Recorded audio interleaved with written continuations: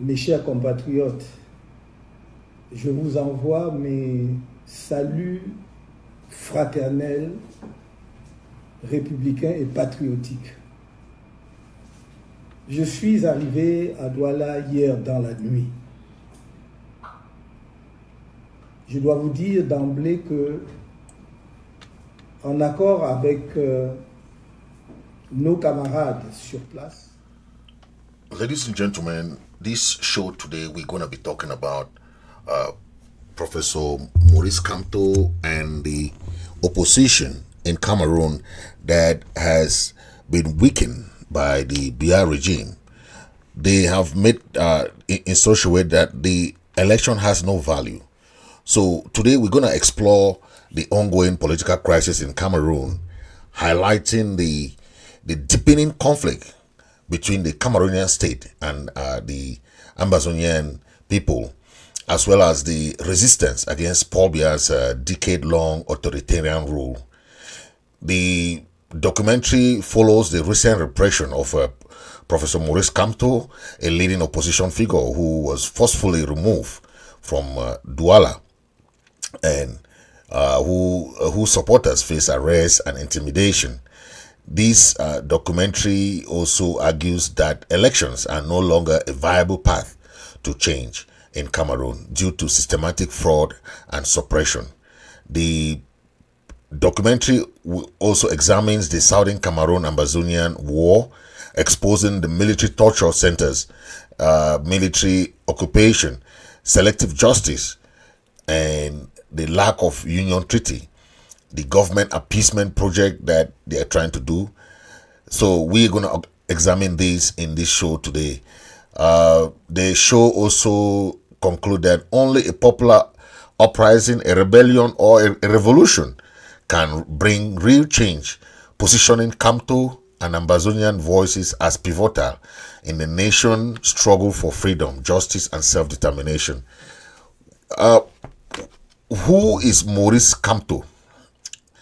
We have to examine that today so that we know who he is. Okay, let's get back and we're going to talk about Maurice Kamto.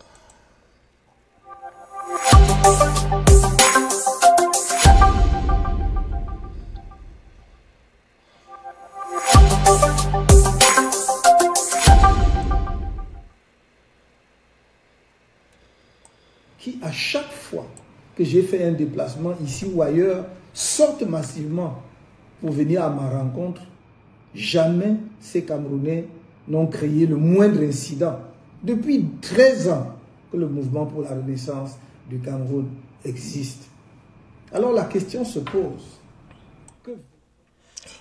Who is Professor Maurice Kamto? Born in Bafoussam in 1954, Maurice Kamto is a renowned legal scholar with a doctorate in public and international law. He rose to international prominence for his expertise in the international law, earning multiple distinctions from French academic institutions.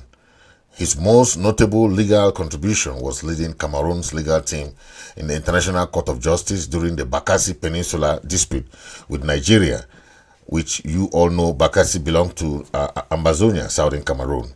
His success in peacefully resolving the conflict earned him a place at the United Nations International Law Commission from 1999 to 2016, and a ministerial appointment as Minister Delegate to the Ministry of Justice in 2004. In 2011, Maurice Kamto resigned from government and launched a bold political career, founding the Cameroon Renaissance Movement. In 2012, with a focus on constitutional reform, democracy, and human rights, Kamto positioned the MRC as a credible opposition party, particularly advocating for peaceful resolution of the Anglophone Ambazonian conflict. His principled stance and intellectual gravitas quickly made him a popular critic of Paul Biya's regime, which has ruled Cameroon for over 4 decades with an iron grip. Kamto ran for president in 2018, officially placing second with 14% of the vote. He contested the result, claiming electoral fraud and declaring himself the rightful winner, a move that led to mass protests and his arrest in January 2019. Detained for 9 months in Kondengi maximum security prison, Kamto's imprisonment drew widespread international condemnation. Released in October of 2019, following a global pressure and a national dialogue initiative, Kamto has since re-emerged as a principal challenger to President Paul Biya in the upcoming 2025 election, symbolizing hope for democratic reform and the rule of law in Cameroon. Today we see that happening because now we see a lot of things happening within the government. But the question is Kamto ready to bring that change that most of the people are craving for? Is Kamto ready to come with a different mindset, or he's just there to bring change for himself? That is the question that most people will be asking Professor Kamto, if he is ready to bring that change. Okay, so we are talking about the change for the reform that we are talking about. Is about if Kamto can really be that challenger to Paul Biya. Okay, how can he walk towards that? Okay, with that challenge to make sure that he challenges Paul Biya in the upcoming election. Can he be that challenger? That is the question that we're asking now. Paul Biya has ruled the country with an iron-clad fist. Cameroon's democratic marriage, now it has been a deadlock and a political stalemate.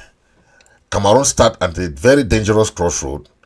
For over 4 decades of Paul Biya's rule have fostered not just authoritarianism, but an entrenched system of political control, surveillance, and an elite loyalty that resists any real challenge to power.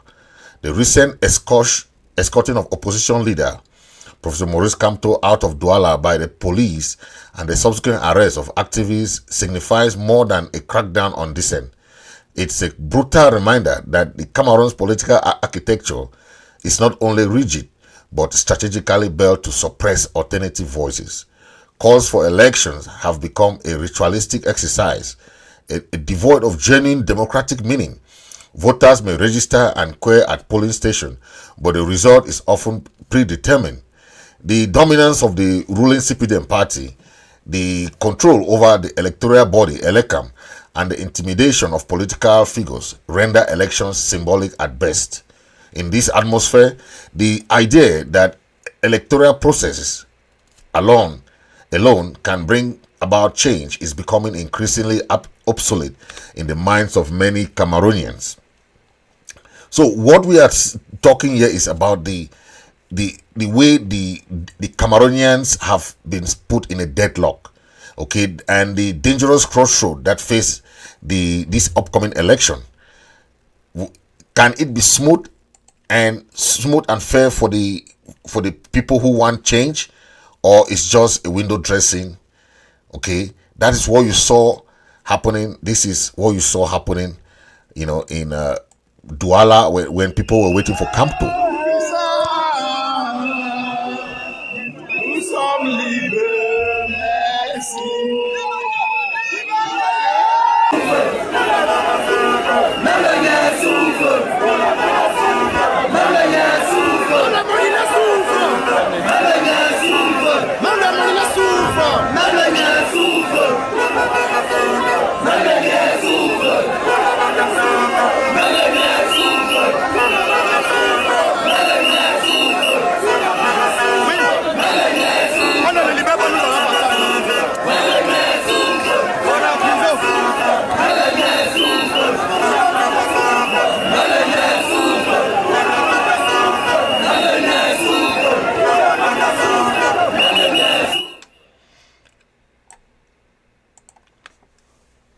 Maurice Kamto and the limits of legal opposition.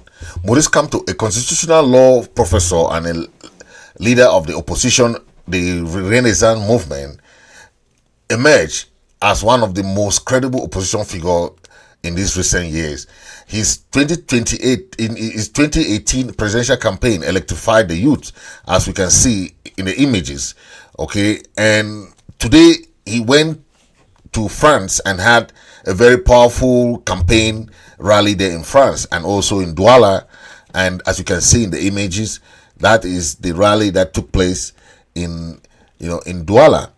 So the incident in Douala, in which Maurice Kamto was escorted out by force, illustrates the state's readiness to neutralize even peaceful expression of dissent. Activists and supporters were detained without due process, undercutting the space for civic engagement. These events signal to the population that any peaceful demand for reform will be treated as subversion. This leaves citizens, especially the youth, disillusioned and skeptical about peaceful pathways to change. Kamto's experience has taught many that the system is unresponsive to democratic agitation. His marginalization, despite a strong domestic and international profile, exposes the futility of relying solely on legal and institutional framework in a context where power is monopolized and militarized. The Biya dynasty and the illusion of transition is what we are talking about. Paul Biya, now in his 90s, has outlived most of African leaders of his generation. His rule, spanning since 1982 when he took over, has created a deeply personalized regime where power is not merely institutional but familial and patronage based. The army, gendarmerie, judiciary and civil service are all packed with loyalists, many of whom owe their positions to Biya's goodwill. There is widespread speculation that his son, Frank Biya, is being groomed to take over. Reason why they don't want any rally by Maurice Kamto. Such dynastic ambition signal a transition not from autocracy to democracy, but from one ruler to another within the same authoritarian framework. This explains the increasingly brutal suppression of even mild dissent. Biya's inner circle sees any disruption as a threat, not just to political order, but to personal fortunes and future ambition. In this setting, a peaceful, negotiated transition seems improbable. With no credible reform on the horizon, the Cameroonian state is less likely to heal to public pressure or electoral processes. Kawala, who has been one time, she is speaking about the repression that happened. Listen to Kawala talk. Les syndicats, toutes les forces vives du Cameroun. Si nous ne nous mettons pas ensemble pour lutter et obtenir nos droits fondamentaux, personne ne pourra s'en sortir. C'est le moment, il est temps, il faut que tout...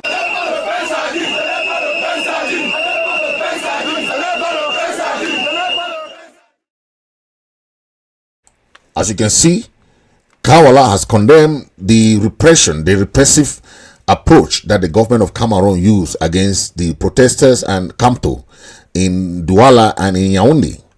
Okay. Now, let's look at it in the form of Ambazonia, the once demonized pathfinding struggle. 9 years into the Ambazonian crisis, Maurice Kamto said he's going to look for solution. He's going to talk to the leaders. He's going to talk to Ambazonians to bring a peaceful solution to the crisis. But after 9 years, a significant portion of the population, especially the southern Cameroonians, no longer believe in a united Cameroon project. Okay, the Ambazonian movement, once branded as terrorist, separatist, and fringe, now appears to some as prophetic. From the start, Ambazonians argued that the Biya regime will never allow true democracy, and that only a breakaway from the Francophone dominated state could ensure justice, freedom, and dignity for Anglophones Ambazonians. Though their methods and tactics have varied, their diagnosis of the Cameroonian state has found new resonance. Now, as Francophone activists face the same brute force, surveillance, and political frustration, many in the Francophone majority are revisiting their assumption. The idea that the Ambazonian struggle was simply tribalistic and anti-nationalistic is being replaced by a broader realization. The core of the Cameroon state is deeply resistant to reform, and Ambazonia may have just been the first canary in the coal mine. What's next? Revolution or rebellion or stalemate? The idea of a revolution is gaining currency in Cameroon, especially among the military. Listen to the military who said they want reform. 1951. Diplômé du centre d'instruction des élèves sous-officiers à Kotaba, deuxième promotion. Le peuple camerounais projette de descendre dans la rue le 22.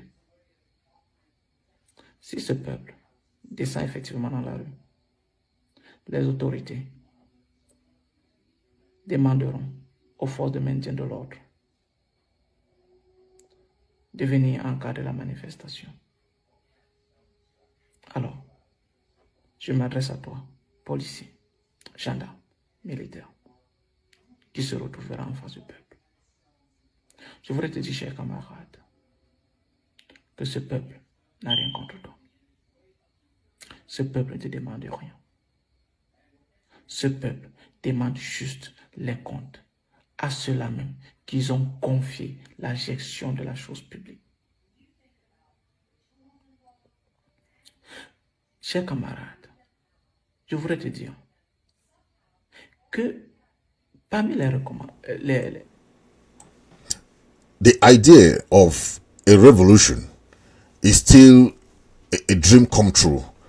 The idea of that revolution is gaining currency in Cameroon, though, especially among youth who feel betrayed by both the state and the traditional opposition. Yet, several key barriers still prevent as mass uprising. 1. Fear and repression. The Biya regime's security or apparatus is extensive. From surveillance to arbitrary arrests and torture, the state has demonstrated a willingness to crush dissent before it can spread. 2. Lack of unity. The Cameroon opposition remains fragmented. While Kamto has a strong base, other figures like Cabral Libi, Ben Muna, or Ozi, even civil society groups, operate independently with little coordination. 3. Urban middle-class apathy. Many educated Cameroonians prefer to flee abroad or remain silent, avoiding confrontation to protect their livelihoods. 4. Regional divide. The scar of the Ambazonian crisis have created mistrust between the English-speaking and French-speaking communities, hampering the possibility of a united nation. 4. Ambazonia, the once demonized pathway struggle. Okay, this is what we talk about that have fragmented the whole, from what we know about the struggle. Okay. Then look at number 5. It says we have to see this as a means for the Francophone, the Cameroonians, to take advantage of the present predicament. If not, they're gonna remain in the same predicament like Ambazonians have been. Okay. Now, can election in Cameroon be fair under Paul Biya? A very big question that many people ask. The electoral autocracy and institutional manipulation has led to more people feeling voter apathy. Voter apathy means people don't care about election anymore. They don't believe in election. They don't trust elections. Okay.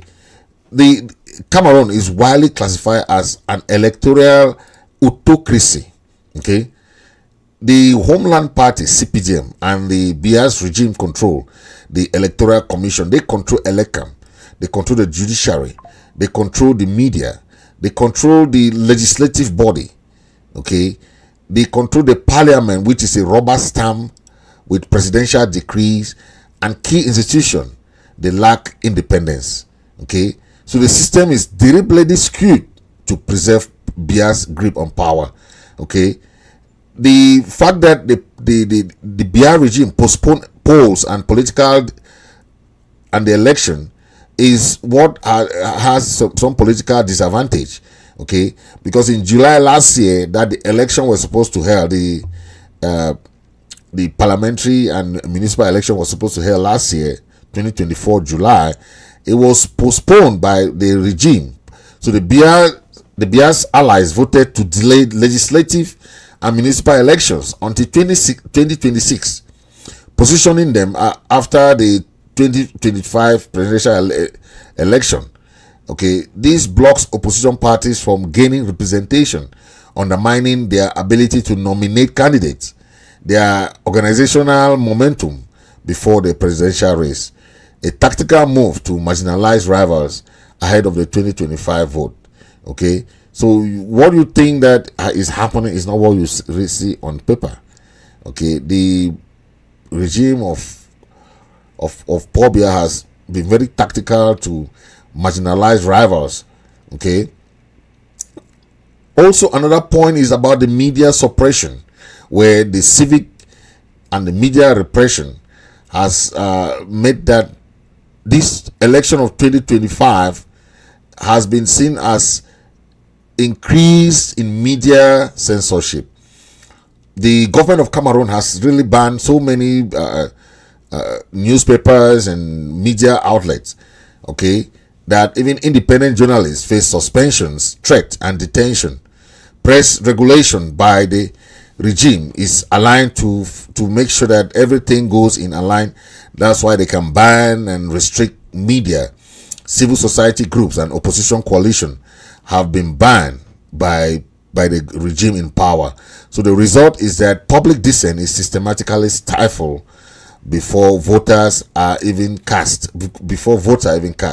So then the fraud, the vote rigging, and opposition frustration has caused that even the 2028 presidential election was labeled an electoral hold-up by Professor Maurice Kamto, who said that election, he could not take part in such an election because it was fraud and everything. That's why there was no clear successor that has been groomed, and the constitutional ambiguities around transition could spur instability. Okay, these heightened stakes, a contested leadership maneuver or coup becomes a looming risk. Okay, what we are seeing in Cameroon is that it is very unlikely, without any reform, that there will be fair election under Paul Biya's rule. Okay, it is very, very unlikely. So if you are hoping that something good can come, I don't think something can come. But these images that we saw from Douala tell you that the people of La République du Cameroon have started realizing that they must take their destiny into their own hands. Si nous ratons en 2025, c'est la faute du peuple camerounais. Oui. Est-ce que vous avez compris? Si nous ratons le changement après lequel court le peuple camerounais depuis des décennies, ce sera la faute du peuple. That was Kamto in France campaigning before coming to Douala, where he was blocked. He was, faced with political repression. Il y a eu pratiquement 50 morts. Oui. Ne croyez pas que quelque part les gens se couchent et le changement et les transformations arrivent. Je ne vous ai jamais demandé autre chose que de dire, exiger dans notre pays que les gens respectent la loi. Nous demandons que les gens respectent les lois de la République. En plus, ce sont des lois qu'eux-mêmes ont votées. Ils ont fait voter à l'Assemblée. Et c'est un leurre. Mes chers compatriotes, je vous envoie mes saluts fraternels, républicains et patriotiques. Je suis arrivé à Douala hier dans la nuit. Je dois vous dire d'emblée que, en accord avec nos camarades sur place, nous avions informé les... All in all, what really has challenged these opposition parties in Cameroon to do anything against Paul Biya or to challenge Paul Biya is that the opposition leaders in Cameroon, including figures like even Maurice Kamto and others, face immense structural and political challenges when contesting power against Paul Biya, who has ruled the country since 1982. The first major obstacle is the lack of electoral transparency. There is no electoral transparency in Cameroon, okay? And the elections are often marred by widespread allegation of fraud, voter intimidation, and irregularities in vote counting. The Electoral Commission, ELECAM, is widely perceived as biased in favor of the ruling party CPDM, the Cameroon People's Democratic Movement, leaving opposition parties with little faith in the credibility of the process. Secondly, the state repression and legal harassment severely limit the political space for opposition. Peaceful protests are often banned or violently dispersed by security forces, while opposition figures are routinely arrested, detained, and put under surveillance. Maurice Kamto's own 9 months detention after the 2018 can be seen from the recent outing in Douala. Okay, Maurice Kamto's own 9-month detention after the 2018 presidential election highlights how dissent is criminalized. Fundi also faced the same treatment like Kamto during his win in the presidential election that was denied him. Government-controlled media also play a role in marginalizing opposition voices and spreading pro-regime narrative, further curtailing political pluralism. And lastly, opposition leaders struggle with internal division and limited resources, okay, since the government of Cameroon is the one that gives them stipends and support. Unlike the Biya CPTM, which has state backing and a vast patronage network, opposition parties often face financial constraints and organizational weaknesses, okay, happening in Douala. Okay, the attempt by any opposition party to rival the regime in power, they will be faced in the political environment that is not favorable to them. Okay, in a political environment where power is tightly centralized and dissent is risky, challenging Biya's rule, entrenched regime remains a daunting task for even the most seasoned opposition leader like Kamto. Yes, that is what we're talking about. Okay, can there be any change in this political environment? Okay, can the Amazonian people see any change that can favor them in terms of negotiation, in terms of, okay, because we are looking at a peaceful transition from one government to another, but is that even possible in the first place?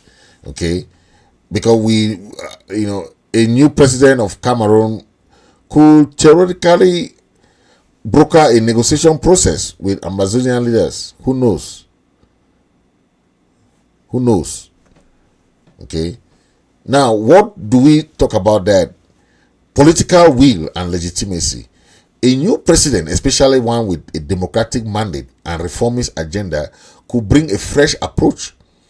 Okay, if they recognize the Ambazonian crisis as a political, not just security issue, they could open channels for genuine dialogue and negotiation, unlike Biya's regime. Okay, unlike the other regimes. Okay, now we look at this. What we see here, like what happened to all the other leaders, like the Nera 10. Most Ambazonian movement and leaders have been criminalized. Okay, and a new leader might seek to restore that trust by granting amnesty, releasing political prisoners, like Kamto said. Okay, about the Nera 10 and all those people who are incarcerated. A new leader might look for pathways to autonomy, independence, and referendum vote. Okay, the new president may pursue maybe decentralization and federal system by granting significant autonomy, or the president might go for negotiated independence, though this will face internal resistance and likely violate international law according to the various laws in place. So any negotiated independence, though this will face internal resistance, might be one of those solutions that we're talking about. Okay, an internationally mediated referendum similar to South Sudan, Eritrea, which require international partners, like the UN and EU.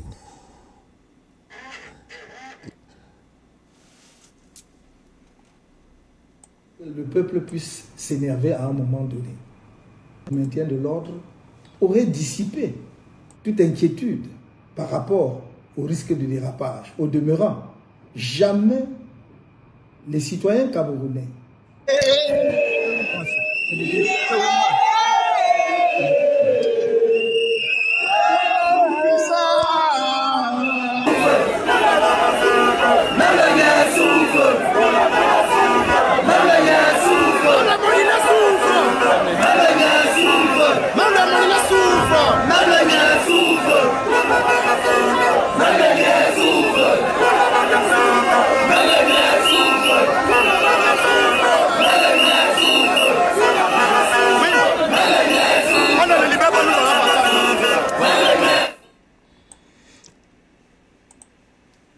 Given the deep trauma, systematic marginalization, and long-standing grievances rooted in Paul Biya's brutal military occupation, scorched earth tactics, and documented human rights violation in the southern Cameroon Ambazonian region, the possibility of Ambazonian coexisting peacefully within a unified Cameroon is extremely fragile, if not fundamentally broken. Okay. Number one, we talk about the genocide, the violence that has severed trust. Okay, the Scorched Earth campaign marked by burned out villages, extrajudicial killings. All these are things that we are seeing within the Paul Biya's regime. Okay, the Amnesty International, the Human Rights Watch, UN rapporteur have documented atrocities that some describe as crime against humanity or ethnic cleansing. For many southern Cameroonians, this is not just political repression, it's survival under siege. Okay, that is why we are talking about how the union cannot go anymore. Okay, trust has been shattered. The idea of living together becomes near impossible.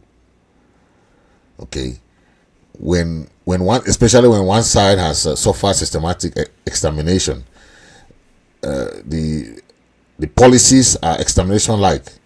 Okay, there is no legal basis for the union between the people of Southern Cameroon and French Cameroon. Historically, there is no signed union treaty between British Southern Cameroon and La République du Cameroon. So, okay, it's not new. Yeah. So those are some of the weaknesses of what can happen, because anything that has no no legal union. It's null and void. It's just null and void. So many Ambazonians now view their struggle not as secession, but as decolonization and restoration of their sovereignty. Yeah. There is a deep cultural and institutional maneuver.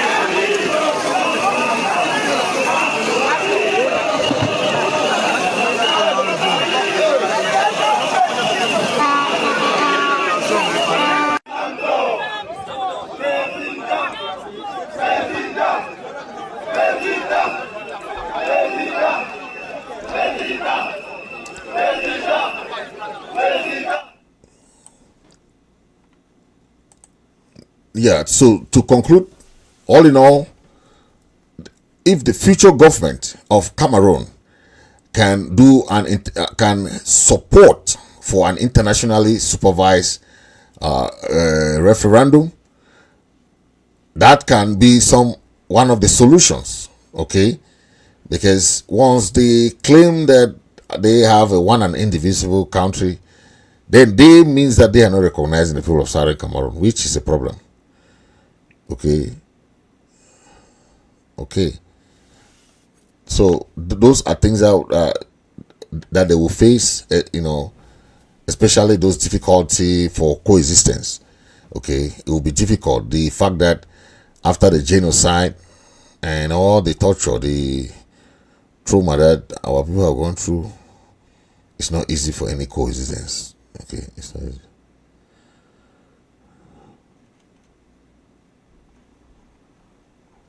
So thank you for watching.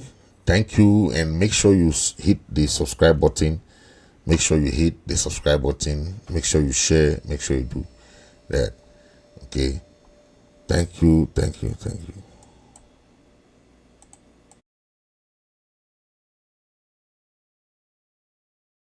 Ou qui ont détourné et autres ne seront pas poursuivis suivant les lois camerounaises. Écoutez-moi très bien.